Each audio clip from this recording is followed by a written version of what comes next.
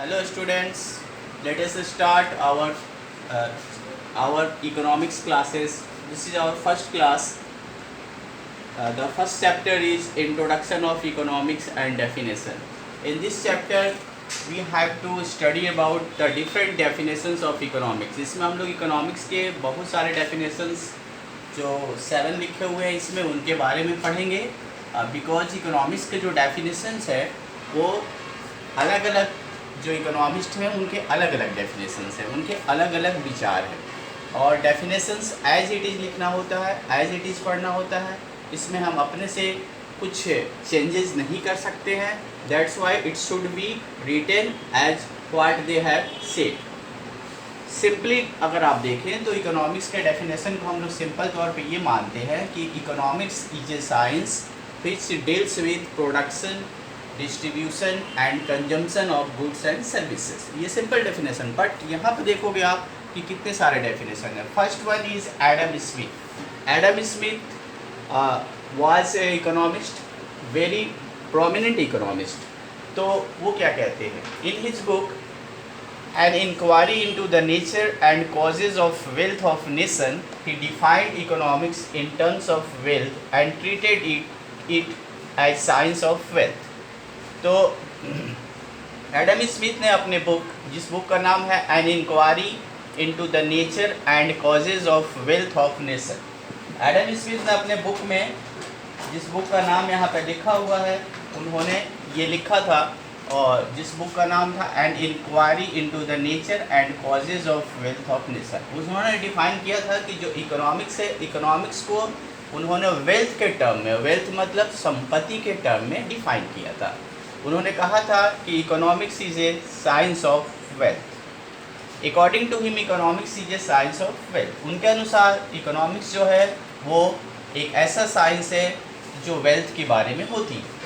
Wealth मतलब संपत्ति। Adam Smith is also considered as father of economics. इस चीज़ को भी आपको ध्यान रखना पड़ेगा कि एडम स्मिथ को फादर ऑफ इकोनॉमिक्स कहा जाता था, अभी भी कहा जाता है। सेकेंड मार्शल का डेफिनेशन है। Marshall said that wealth is a means not an end. Means and end, means का मतलब होता है किसी भी चीज़ को करने का जो साधन होता है, जो रिसोर्सेस होता है, किसी भी चीज़ को प्राप्त करने के जो रिसोर्सेस होता है या जो मेथड्स होता है उसको मीन्स कहते हैं। और एंड का मतलब होता है जो ऑब्जेक्टिव होता है, जो गोल होता है, जो लक्ष्य होता है। तो मार्शल ने ये कहा कि वेल्थ जो है एक साधन है किसी भी उद्देश्य को प्राप्त करने के लिए। That is wealth is for man. उन्होंने ये कहा कि वेल्थ जो है वो मनुष्य के लिए है and man is not for wealth. मनुष्य जो है वेल्थ के लिए नहीं है। वेल्थ मनुष्य के लिए होगा, मनुष्य वेल्थ के लिए नहीं होगा।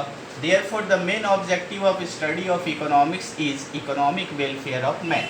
तो उनके अनुसार जो मुख्य उद्देश्य था, ऑब्जेक्टिव था इकोनॉमिक्स का, वो था economic welfare of man. Economic welfare of man का मतलब होता है मनुष्य का आर्थिक कल्याण। थर्ड डेफिनेशन रॉबिन्स का। रॉबिन्स का कहना था कि according to Robbins economics is a science which studies human behaviour, a relationship between ends and scarce means which have alternative uses। Ends तो जैसा आपको हमने बताया था कि जो आपका ऑब्जेक्ट है, जो आपका गोल है, उसको जो चीज़ आप पाना चाहते हो वो आपका एंड्स है। स्कार्स मीन्स का मतलब, स्कार्स का मतलब होता है कम, कोई चीज़ का कमी होना वो स्कार्सिटी कहलाता है। स्कार्स मीन्स मतलब कि ऐसे जो साधन हैं वो कम होते हैं, मतलब हमारी ज़रूरतें बहुत ज़्यादा होती हैं और उन ज़रूरतों को पूरा करने के जो साधन हैं वो कम होते हैं, तो उसको स्कार्स मीन्स कहा गया। तो रॉबिन्स का ये कहना था कि इकोनॉमिक्स एक ऐसा साइंस है जो स्टडी करता है मनुष्य के बिहेवियर और उसके रिलेशनशिप को किसके साथ, between ends and scarce means, जो उसकी ज़रूरतें हैं और जो उसको ज़रूरतों को पूरा करने के साधन हैं उनके बीच का जो रिलेशनशिप है उसको अध्ययन करता है इकोनॉमिक्स। नेक्स्ट सैमुएल्सन। सैमुएल्सन का डेफिनेशन थोड़ा टफ है, ध्यान से देखना होगा। सैमुएल्सन कहते हैं कि economics is the study how man and society, economics एक स्टडी है कि कैसे मनुष्य और सोसाइटी चूज विथ और without the use of money, तो किस तरह से मनुष्य और सोसाइटी चूज करते हैं विथ और without the use of money, money के यूज़ या मनी के यूज़ के बगैर। इकोनॉमिक्स में हम ये पढ़ते हैं कि किस तरह से मनुष्य और उनका समाज चूज करता है कि with money, with the use of money और without use of money, money के यूज़ के साथ या मनी के यूज़ के बगैर, to employ scarce productive resources.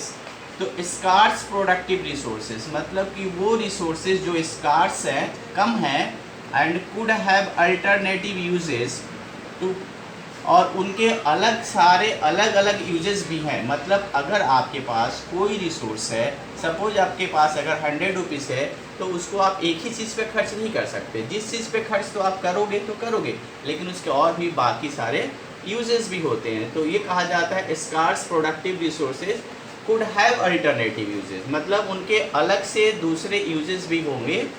To produce, तो उन रिसोर्सेज से प्रोड्यूस करते हैं वेरियस कमोडिटीज़, अलग अलग तरह की कमोडिटीज़ को प्रोड्यूस करते हैं over time and distribute them for consumption, और उनसे उस प्रोडक्शन को डिस्ट्रीब्यूट किया जाता है कंजम्पशन नाउ, अभी के कंजम्पशन के लिए और फ्यूचर के कंजम्पशन के लिए। किसके बीच में? Among various people and group of society, लोगों के बीच और लोगों के समाज के बीच, लोगों के ग्रुप के बीच।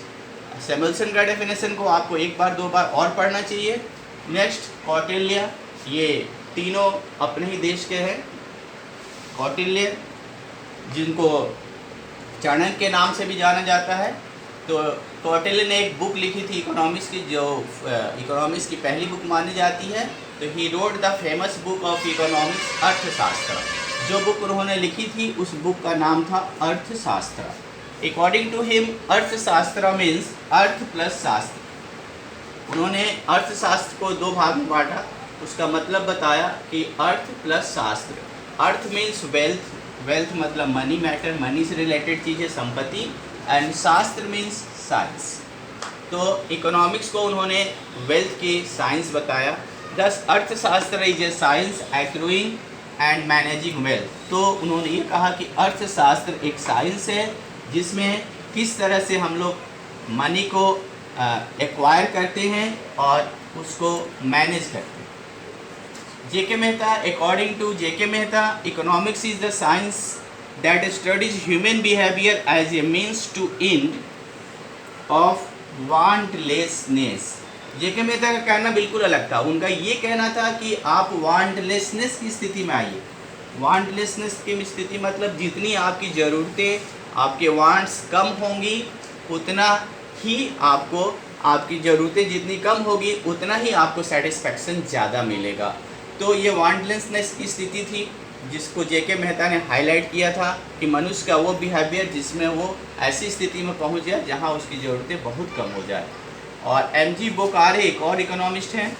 According to him study of those human activities should be done under economics which create condition of abundance while removing all those powers which create limitness।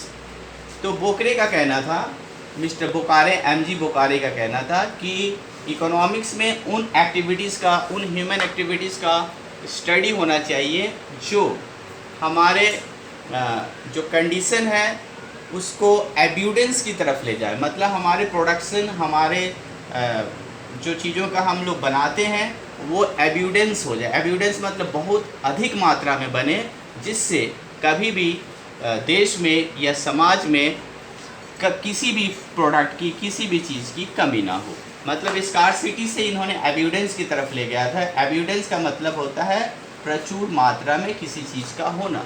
तो अगर कोई चीज़ प्रचुर मात्रा में बनेगी तो समाज में स्कार्सिटी नहीं आएगी। Okay, thank you. This is all for the first topic in chapter 1।